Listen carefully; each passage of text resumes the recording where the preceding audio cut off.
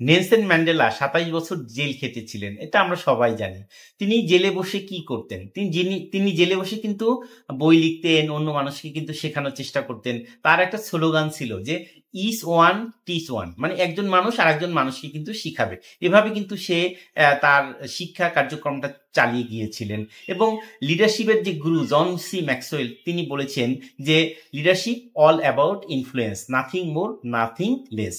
লিডারশিপের অন্যান্য যে ভার্সুগুলি আছে, আপনার যদি ইনফ্লুয়েন্স থাকে, সেই ইনফ্লুয়েন্সের মাধ্যমে সেগুলো কিন্তু অন্য মানুষের মধ্যে ছড়িয়ে দিতে পারবে। যেমন ধরুন, আপনি হয়তো স্বপ্ন দেখছেন যে একজন দারিদ্র মুক্ত এবং ক্ষুধা মুক্ত একটা বাংলাদেশ চাই। সে এই ভীষণটা যদি আপনি মানুষের মধ্যে ছড়াতে চান, তাহলে কিন্তু আপনাকে অবশ্যই ইনফ্লুয়েন্স তার উপরে প্রভাবিত করতে হবে, তাকে কি ইনফ্লুয়েন্সটা তার উপরে কিন্তু আরোপ করতে হবে। এভাবে ইনফ্লুয়েন্স দিয়ে কিন্তু অনেক কিছুই সম্ভব। তো লিডারশিপ কোনো আসলে টাইটেল, ফ্লো চার্ট বা অন্য কিছু নয়, it is all about influence.